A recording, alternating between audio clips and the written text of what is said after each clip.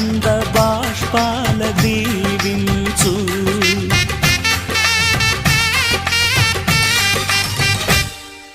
తాజాగా మా ఇంట్లో పెళ్లి బాజాలే మోగేను, కొత్త యువరాణి రానుంది ఈ అంతఃపురం ఏలగా.